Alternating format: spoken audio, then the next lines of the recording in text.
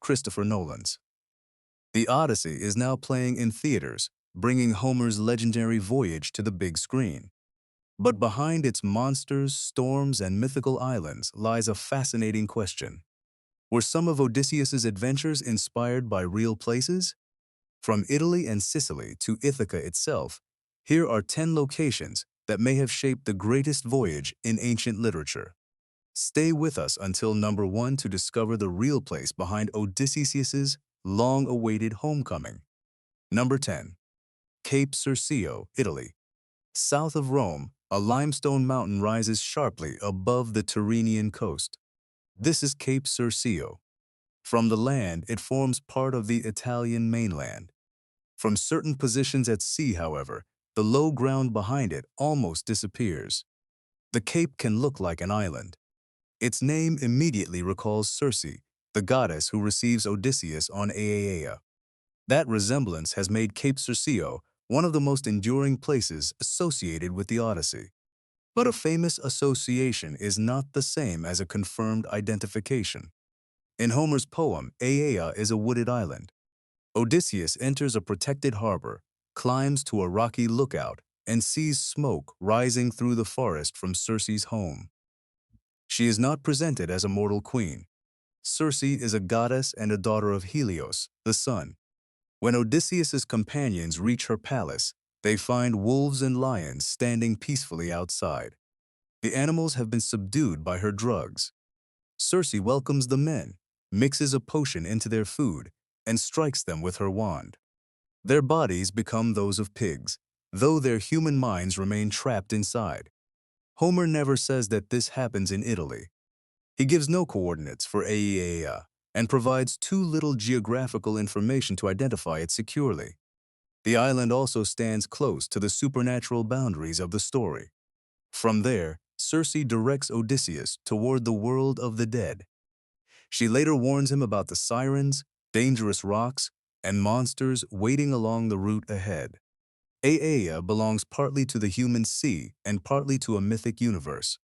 Even so, Circe became deeply connected with Italy in later ancient tradition. Stories about her children linked her to the origins of Italian communities and rulers. Greek and Roman writers placed her within genealogies that helped explain the legendary past of the peninsula. Cape Circeo carried her name, while structures in the surrounding area were later interpreted as places connected with her worship. This leaves us with two very different possibilities. Perhaps the cape came first.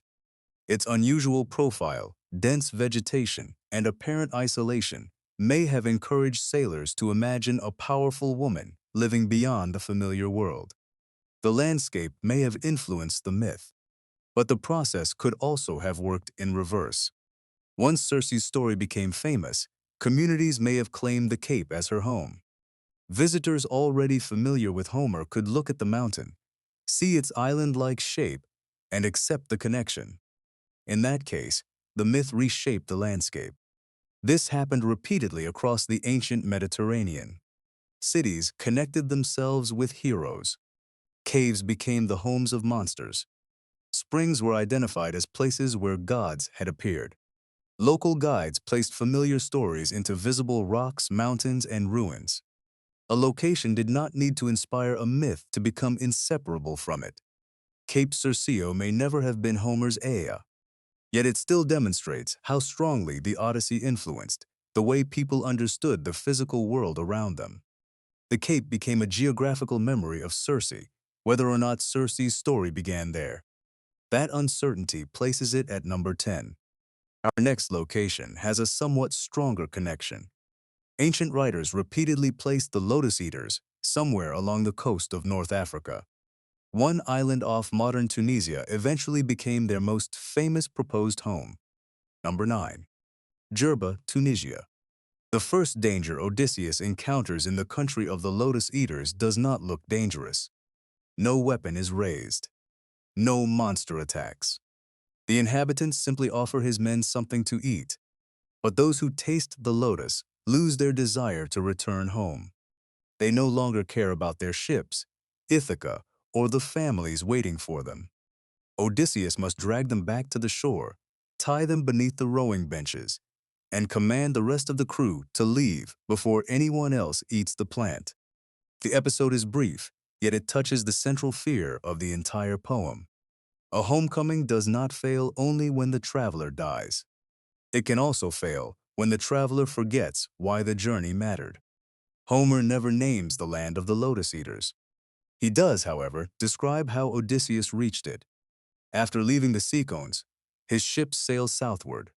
He believes they can still return home, but waves, currents, and a powerful north wind drive the fleet away as it rounds Cape Malea. The ships pass beyond Cythera. For 9 days, the storm carries them across the sea. On the 10th day, they reach the Lotus Eaters. Ancient Greek and Roman writers often placed these people somewhere along the North African coast. That broad location appeared reasonable to readers who imagined Odysseus being pushed south and west from Greece. Over time, the island of Menix, now identified with Djerba, became one of the best-known candidates. Djerba lies off Tunisia near the Gulf of Gabes. The surrounding coast is low and warm, with shallow waters and sandbanks that differ from many of the rocky landscapes of the central Mediterranean.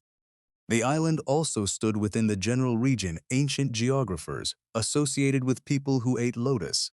But none of this proves that Djerba was the place Homer imagined. The first problem is the plant itself.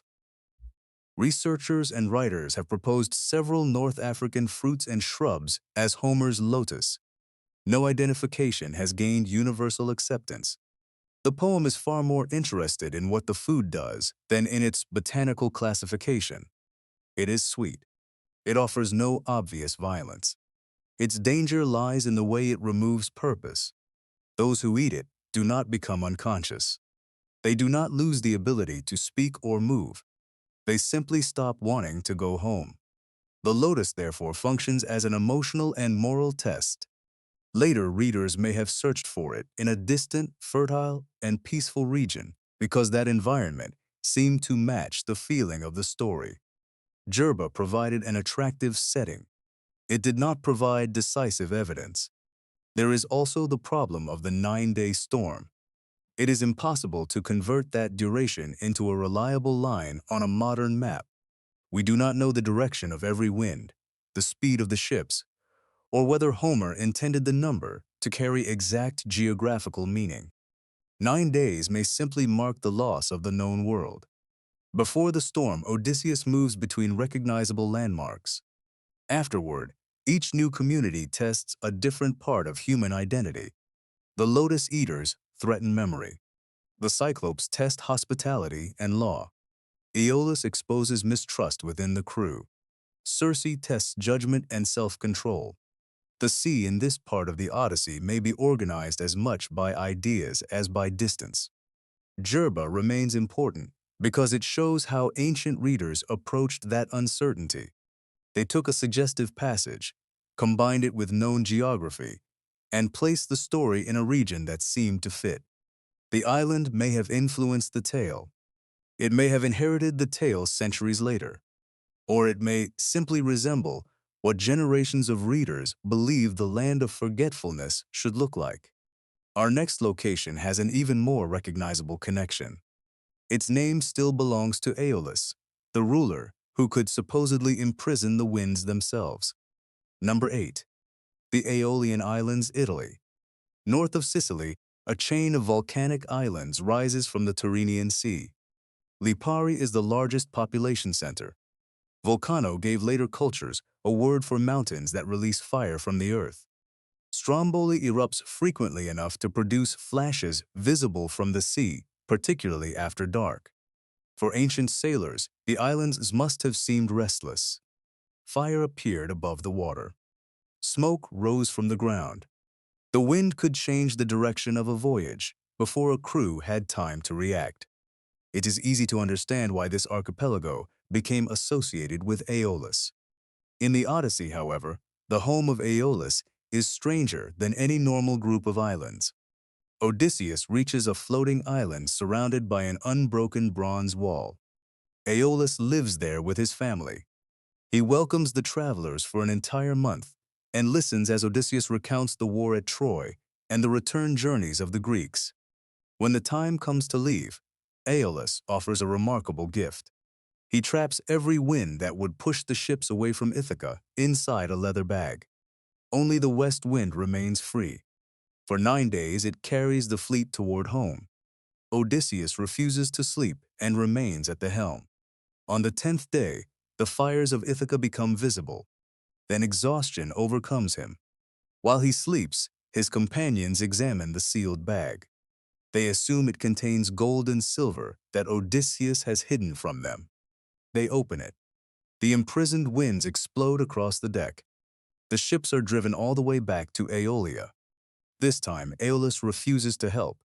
He believes anyone suffering such persistent disaster must be hated by the gods. The reversal is devastating. Odysseus has come within sight of home, only to lose it because suspicion has spread among his own men. Could the Aeolian Islands have inspired the episode? The name and the later tradition create an obvious connection. Inhabitants of Lipara honored Aeolus, and the volcanic environment encouraged stories about divine or underground powers. Yet Homer's Aeolia does not resemble the actual archipelago in a straightforward way. It is one floating island, not a chain. Its metal wall belongs to a world of wonder.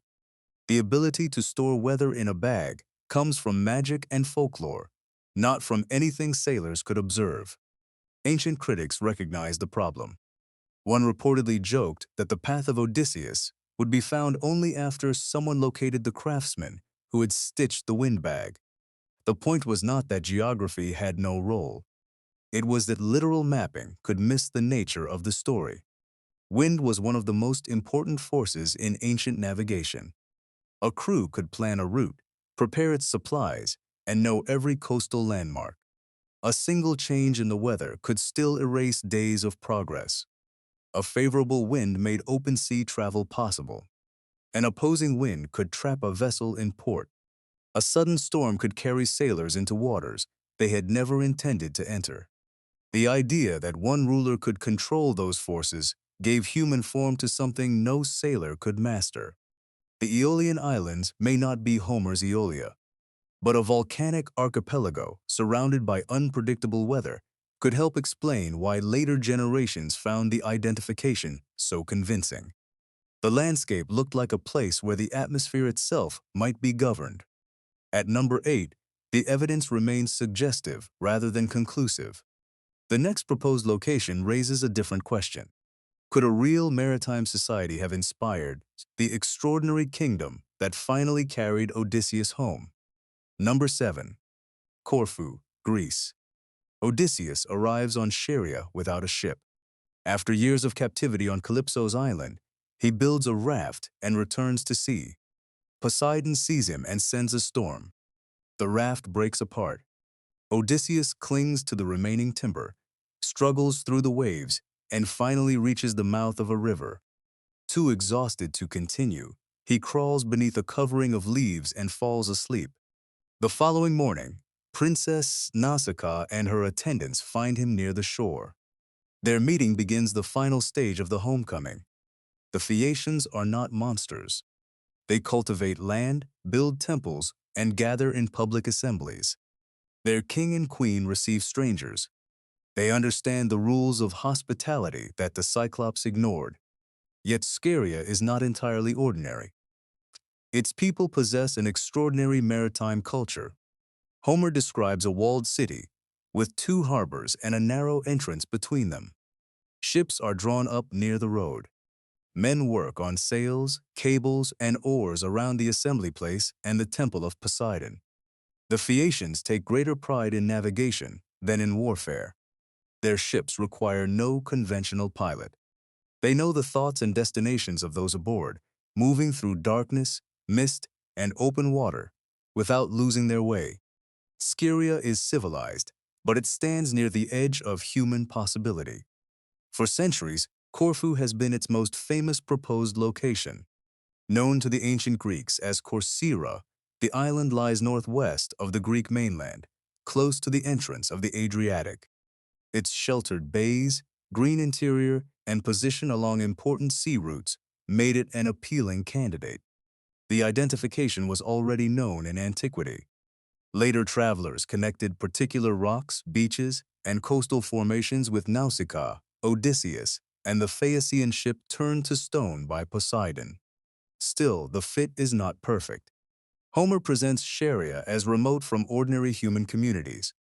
Corfu lies relatively close to both mainland Greece and Ithaca. Odysseus's last voyage takes place overnight, but the Phaeacian ship moves with supernatural speed. That makes travel time almost useless as geographical evidence. The nature of the kingdom creates an even larger difficulty.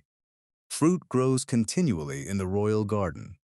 The palace shines with precious metals. Golden and silver dogs made by a god guard its entrance. The ships seem to possess awareness.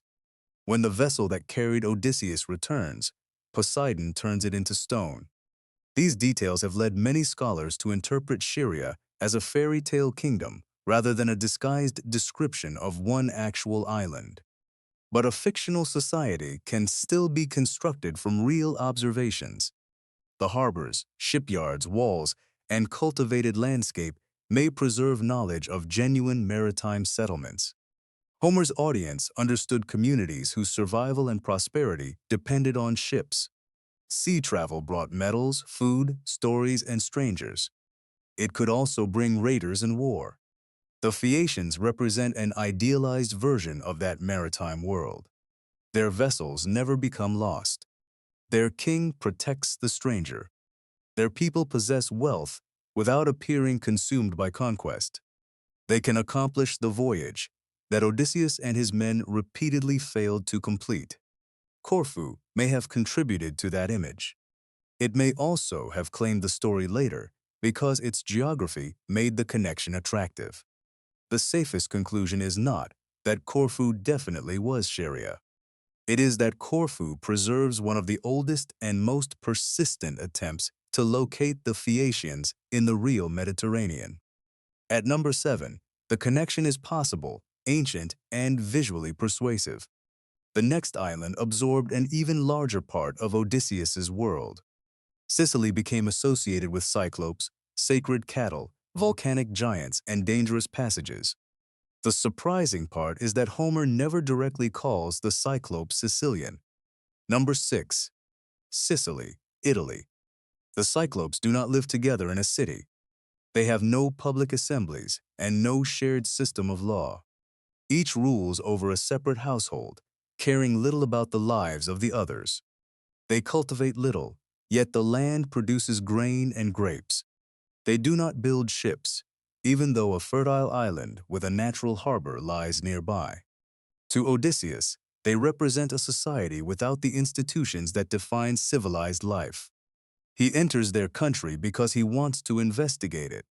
After landing on the neighboring island, Odysseus selects one ship and 12 men. They cross the water and discover a large cave filled with cheeses, lambs, and young goats. His companions urge him to take the food and leave. Odysseus refuses. He wants to meet the owner.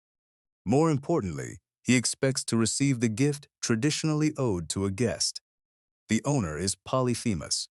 The Cyclops closes the entrance with a stone no ordinary group of men could move. He questions the strangers, rejects the authority of Zeus, and kills 2 of them. Then he eats them. Odysseus cannot defeat him through force. Instead, he uses wine, deception, and timing. He tells Polyphemus that his name is Nobody. Once the giant collapses from drinking, Odysseus and his companions drive a heated wooden stake into his single eye. When neighboring Cyclopes hear Polyphemus screaming, they ask who is attacking him. Nobody, he answers. They leave him alone. The survivors escape beneath the bellies of the giant's sheep. The plan works. Then Odysseus ruins his own victory. From the safety of the ship, he calls back and reveals his true name. Polyphemus asks Poseidon, his father, to prevent Odysseus from reaching home. If he must return, the Cyclops prays that he arrive late, alone, and after suffering the loss of every companion. That curse shapes everything that follows. Today, Polyphemus is frequently imagined beneath the shadow of Mount Etna. Later, Greek and Roman authors placed the Cyclopes in Sicily. The island's caves, pastoral landscape, and volcanic activity made the association feel natural. An eruption from Etna could become the anger of a giant trap beneath the mountain. Flying rocks and streams of fire belonged easily to the same mythic world. But the Odyssey itself does not name Sicily as the country of the Cyclopes. The connection becomes much clearer in traditions dating from centuries after the period when the Homeric poems took shape. By then, Greek settlers had established communities across Sicily. The island had become central to the Greek experience of the Western Mediterranean. That historical setting may help explain why the story was placed there. To communities exploring and settling unfamiliar coasts, local societies could appear strange, threatening, or outside Greek expectations. The Cyclopes are more than physically monstrous. They represent cultural difference turned into a moral warning. They do not gather in assemblies. They reject the protection owed to strangers. They possess resources but remain disconnected from maritime exchange. A harbor lies within reach, yet they build no ships. The story contrasts them with the values Homer's audience associated with organized Greek society. Sicily also became linked with Thrinacia, the island where the immortal cattle of Helios graze. Odysseus and his men have already been warned not to harm them. After weeks trapped by adverse weather, their supplies run out. While Odysseus sleeps, his companions slaughter the cattle. Zeus destroys their ship. Only Odysseus survives. Ancient interpreters connected Thrinacius with Sicily, partly because the island's triangular shape was reflected in the related name Trinacria. That resemblance strengthened Sicily's place on the Homeric map. Over time, several episodes gathered around the same region. Polyphemus lived beneath Etna. The cattle of Helios grazed on Sicily or a neighboring island. Aeolus ruled the winds to the north. Scylla and Charybdis guarded the strait to the east. This does not prove that Homer imagined every adventure taking place there. It shows how one dramatic landscape could absorb multiple stories and make them appear geographically continuous. Sicily stands at number 6 because its importance lies in both environment and reception. Its volcanoes, caves, pastures, and location within Greek expansion helped transform it into the western homeland of Homeric myth. At the island's northeastern edge, however, we reach a proposed identification with a much tighter physical fit. Competing reconstructions of Odysseus's voyage often disagree about almost everything. Many still meet at the Strait of Messina. Number 5. The Strait of Messina, Italy. At its narrowest central point, the Strait of Messina is only a few kilometers wide. The coast of Sicily can be seen clearly from Calabria. But the small distance between the shores conceals a complex marine system. The strait connects the Tyrrhenian Sea in the north with the Ionian Sea in the south. Their tidal cycles do not rise and fall in perfect alignment. As a result, water is driven through the channel, reverses direction, and forms turbulent patterns around the coastline and seabed. Eddies appear. Currents accelerate through the narrow passage. A ship can be pushed sideways while its crew is trying to move forward. Modern vessels cross with engines, forecasts, and electronic instruments. Ancient sailors depended on wind, oars, and local experience. Homer's description is far more extreme than the actual strait, but the underlying structure is recognizable. Odysseus must pass through a confined channel. Scylla waits inside a cliff on one side. Charybdis pulls the sea downward on the other. Circe has already warned him that there is no safe solution. He cannot fight Scylla. He cannot sail far enough from her without moving closer to Charybdis. Circe advises him to pass near the cliff. 6 men will die, but the ship may survive. It is a calculation, not a victory. No physical feature in Messina reproduces Homer's monsters exactly. The whirlpools do not empty the sea. The water does not expose the seabed 3 times every day. No six-headed creature reaches from the rocks. But mythology rarely preserves danger as a technical report. It preserves experience. Imagine approaching the channel in an open wooden vessel. Rocky coasts close in from both sides. The sound of moving water becomes louder. The ship turns even when the crew is rowing in another direction. Correcting the course may bring the hull closer to cliffs or hidden rocks. Avoiding one danger creates another. That feeling is the heart of Scylla and Charybdis. Later geography reinforced the connection. Scylla became associated with the Calabrian promontory near the modern town of Scylla. Charybdis was placed closer to the Sicilian side, where turbulent water was observed. The story became so deeply connected with the landscape that the phrase between Scylla and Charybdis survived as a way of describing any choice between two threats.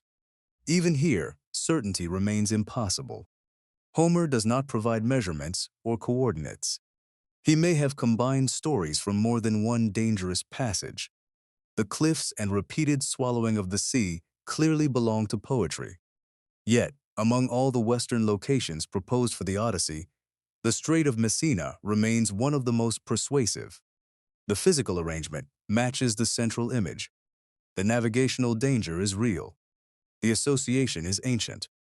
Most importantly, the episode transforms an environmental threat into a decision with human consequences. Odysseus knows that some of his men will die. He withholds the truth because he fears panic would prevent the crew from rowing. As Scylla strikes, 6 men call his name while being lifted from the ship. Odysseus later describes it as the most terrible sight he witnessed during all his suffering at sea.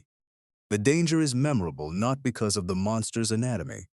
It is memorable because survival required choosing who could not be saved. Messina also reveals a wider pattern in the Odyssey. As geography becomes less familiar, forces of nature gain personalities. Wind becomes Aeolus. A violent current becomes Charybdis. A dangerous cliff becomes Scylla. Volcanic land becomes the home of giants. The sea is not simply a background. It acts upon the travelers, restricts their choices, and exposes every weakness inside the crew. At number 5, the Strait of Messina brings us closer to the real environmental experience behind Homer's imagination. The next location is different. We do not need to infer it from a monster or recover it from later tradition. Homer names it directly. Cape Malea and Cythera mark the moment when the expected road home disappears. Number 4. Cape Malea and Cythera, Greece. Before the Lotus Eaters, the Cyclopes, or Circe, Odysseus almost completes the difficult part of his voyage. His fleet has left Troy and moved through a recognizable Aegean world.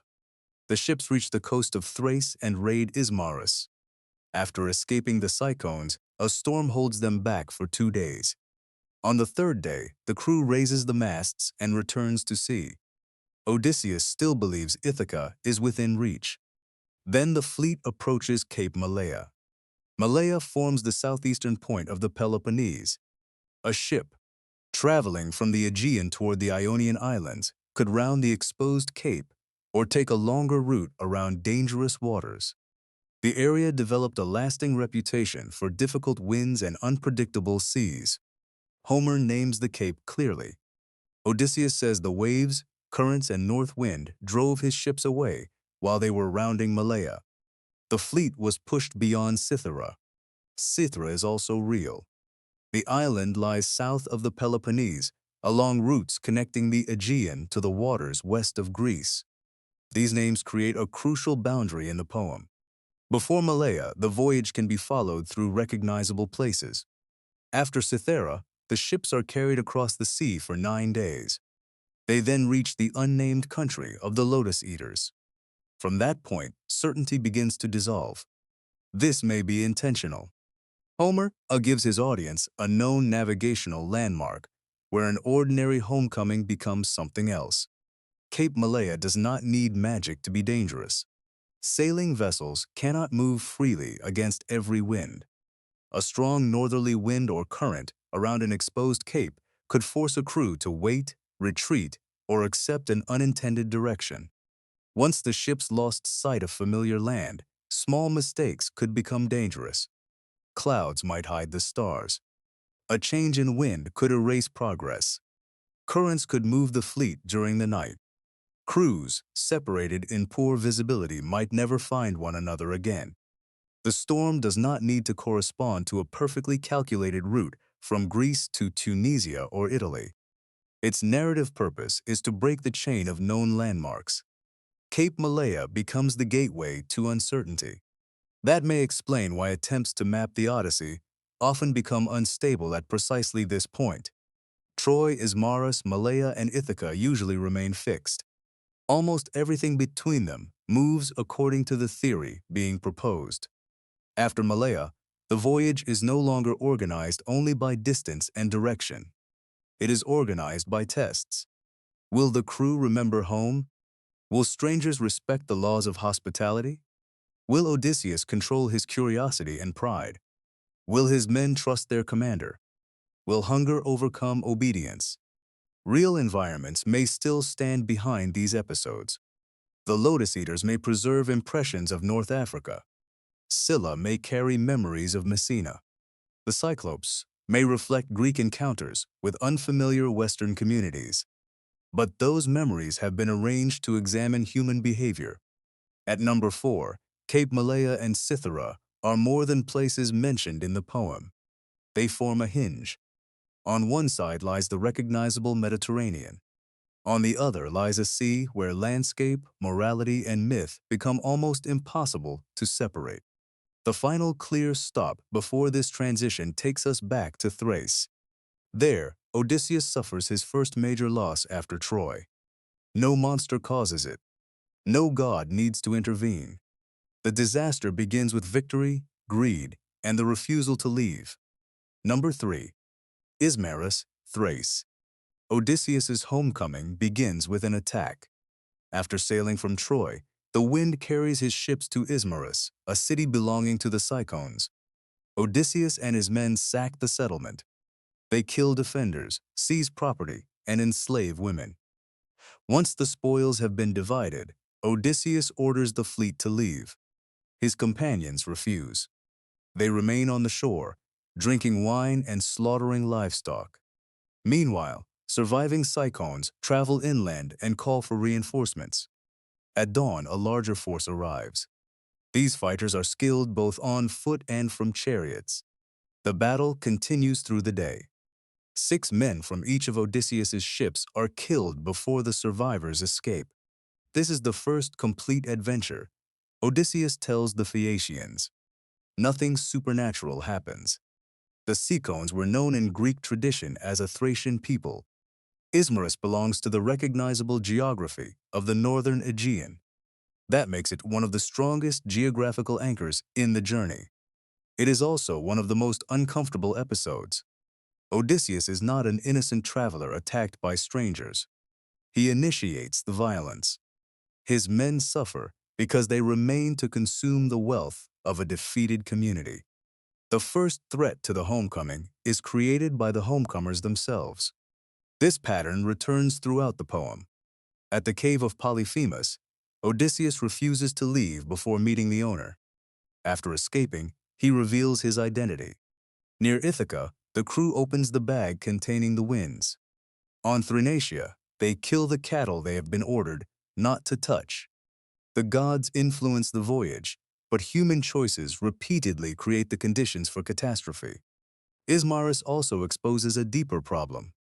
The war has ended, but the warriors have not yet learned how to stop living as an army. For 10 years, they survived through siege, plunder, and violence. Leaving Troy does not immediately restore them to peaceful life. Odysseus wants to become a husband, father, and king again. At Ismarus, however, he still acts as a commander leading a raid. His companions still behave like soldiers, consuming the resources of an enemy. The counterattack is the first sign that the values of the battlefield cannot guide them home. The exact archaeological location of Homer's Ismarus remains uncertain. The name was associated with a mountain and region in Thrace near the northern Aegean coast. Researchers have proposed specific sites, but no excavation can securely identify the particular city described by Odysseus. That distinction matters. A real place name does not prove that a specific episode happened exactly as the poem says. Homer may preserve a traditional memory of conflict in Thrace. He may combine knowledge of the Cyclones with a familiar raiding story.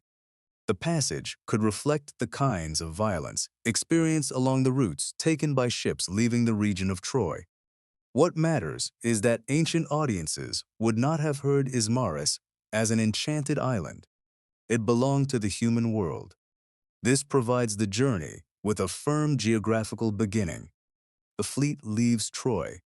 It reaches Thrace. The men attack Ismarus.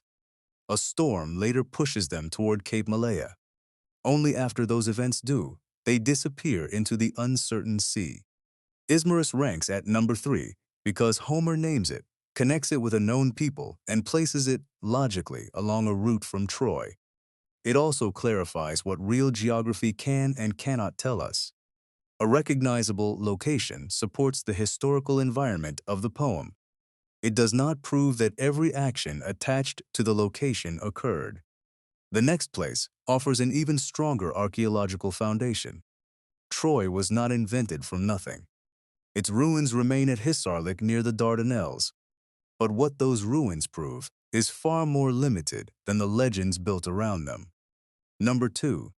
Troy at Hisarlik in modern-day Turkey. For most of the Odyssey, Troy lies in the past. The city rarely appears as a physical setting because its war is already over. Yet every part of the voyage begins there. Odysseus is separated from Ithaca because he sailed to Troy. His surviving companions are veterans of the siege. The violence, pride, and grief carried aboard the ships all come from the same conflict. The voyage begins geographically at Troy and psychologically in the aftermath of war. Unlike Aea, Scheria, or the land of the Cyclopes, Troy can be visited. The archaeological site stands at Hisarlik in northwestern Turkey. It overlooks a plain near the southern entrance to the Dardanelles, a strategically important route connecting the Aegean with the Sea of Marmara and the Black Sea beyond. The position placed the settlement close to networks of trade, migration, and political competition. Excavation revealed that Troy was not one city.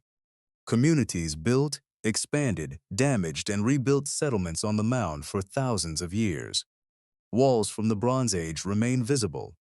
Researchers also identified evidence of a lower town extending beyond the fortified citadel. At different periods, Troy was a significant regional center rather than a tiny, isolated fortress. This makes Hisarlik a convincing setting for the cultural memory behind Homer's Troy. It does not solve the Trojan War. Several archaeological layers show evidence of destruction, fire, earthquake, or major rebuilding. Determining which layer, if any, stands behind the war remembered in Greek epic remains difficult. The Iliad was not composed as an excavation report. Its battles and heroes were shaped through generations of storytelling. The weapons, customs, and social practices within the poems may reflect more than one historical period. Archaeology can demonstrate that an important fortified city existed in the right broad region. It can reveal contact between Anatolia and the Aegean. It can identify phases of disruption and violence. It cannot recover the private conversations of Achilles and Hector. It cannot identify the wooden horse. It cannot confirm that one historical Odysseus departed from the shore and followed the voyage later described in the Odyssey. A real place supports the plausibility of a tradition. It does not prove every detail attached to that tradition. Troy itself also changed after the Bronze Age. Greek and Roman communities occupied the site and honored its legendary past. Temples, public buildings, and ceremonies transformed the mound into a place where visible ruins and Homeric memory reinforced one another. Visitors did not encounter a neutral landscape. They arrived already knowing the story. Rulers also used Troy for political purposes. Claiming a connection to the heroes of the war could offer prestige, ancestry, and authority. The ruins became part of an ancient competition over who had the right to inherit Homer's past. This process resembles what happened at Cape Circeo, Corfu, and Sicily. The difference is that Troy possesses extraordinary archaeological depth. The legend did not attach itself to an arbitrary mountain or cave. It became connected with the remains of a major settlement in the region where Greek tradition had always placed the city. That is why Troy ranks at number 2. It is the strongest evidence that the Odyssey begins within a world containing real historical foundations. But Troy cannot occupy the first position. The emotional center of the poem lies somewhere else. Odysseus does not endure storms, monsters, and captivity because he wants to return to the battlefield. He endures them because a small and rugged island waits at the end of the voyage. Number 1. Ithaca, Greece. Odysseus reveals his identity to the Phaeacians by naming his home. He describes Ithaca beneath forested Mount Etna, surrounded by other islands and difficult in terrain. It is not a broad, wealthy plain. Odysseus calls it rugged. Still, he insists that no sight is sweeter than a person's own country and parents, even when that person lives in comfort somewhere far away. This is the central argument of the Odyssey. Calypso offers him immortality. Circe offers safety and pleasure. The Lotus Eaters offer freedom from memory. The Phaeacians offer wealth, hospitality, and effortless travel. None can replace Ithaca. Since antiquity, the island now known as Ithaca in the Ionian Sea has been identified as the homeland of Odysseus. That remains the conventional interpretation. Modern Ithaca is narrow and mountainous. It lies east of the much larger island of Kephallonia. Its coastline contains protected inlets, steep slopes, and limited areas of fertile land. Several elements in Homer's description have encouraged comparisons with the physical landscape. The poem mentions Mount Etna. It describes the harbor of forces, sheltered by 2 headlands so that ships can remain without anchors. Nearby stands an olive tree and a cave sacred to the Naiads. When Athena finally removes the mist concealing Ithaca, she points out the harbor, the cave, and the forested mountain. Odysseus recognizes the island and kisses the ground. For centuries, explorers have attempted to match these details with real locations. Bays, springs, caves, and settlement remains have all entered the debate. Archaeological discoveries demonstrate that Ithaca was occupied for long periods and participated in wider networks of travel and exchange. Objects found in the Polis cave include bronze tripod vessels that have often been compared with the gifts presented to Odysseus by the Phaeacians. The finds indicate that the island possessed religious importance and maintained a relationship with heroic tradition. They do not identify the palace of Odysseus beyond dispute. The geography creates further difficulties. Homer describes Ithaca's position in relation to neighboring islands, using language that has been interpreted in several ways. Some researchers argue that modern Ithaca does not match every line closely enough. Alternative candidates have included Lefkada and parts of Kephallonia. One modern proposal suggests that a peninsula of Kephallonia may once have been separated from the rest of the island and could represent Homer's Ithaca. These theories have inspired geological studies, books, and continuing public debate. None has replaced the traditional identification through broad scholarly agreement. That may be because perfect correspondence is an unrealistic expectation. An oral poet can compress directions. Names may survive while settlements and political boundaries change.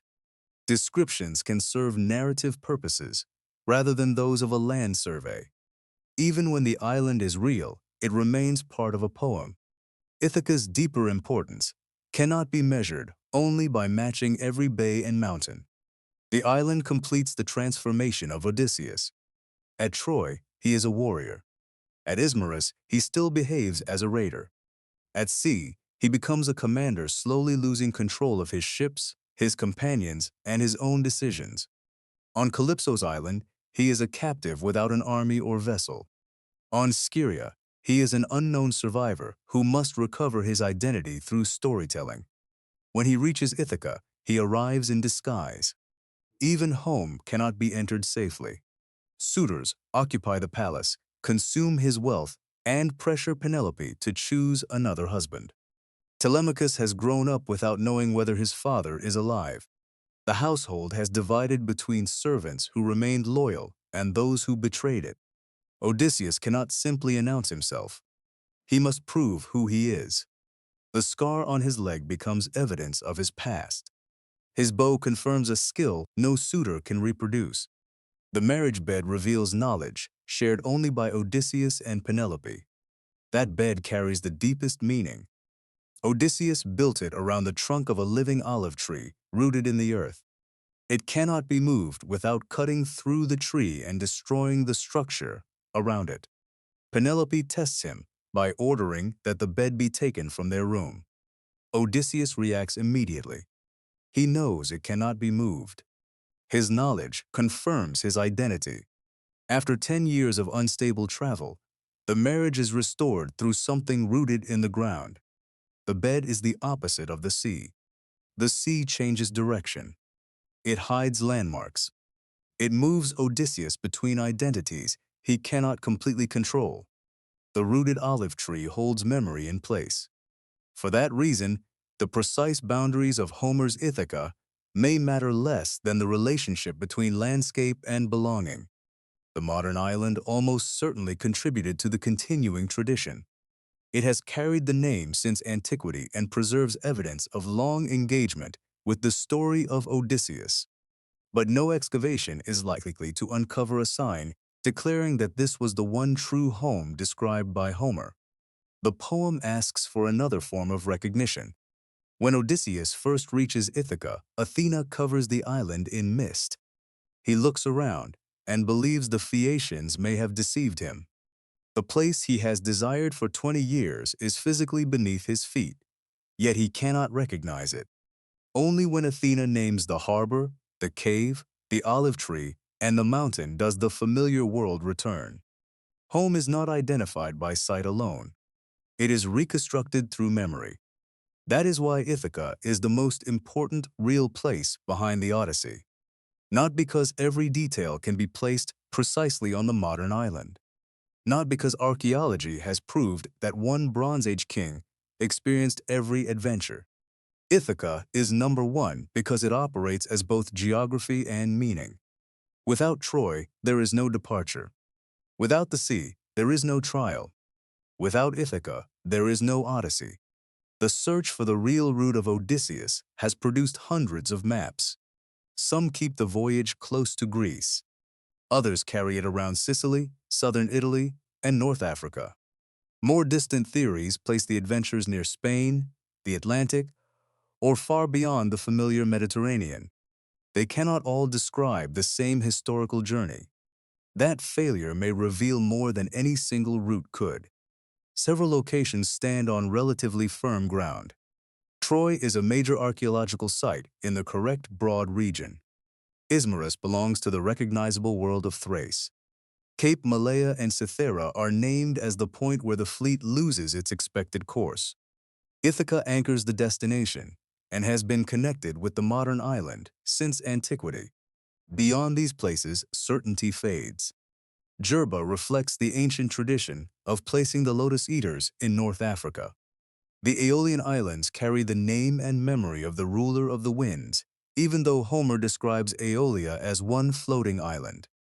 Corfu remains the most famous candidate for Scheria, while the kingdom of the Phaeacians continues to resemble a world of folklore. Sicily became the western home of the Cyclopes and the cattle of Helios, although Homer did not clearly place either story there.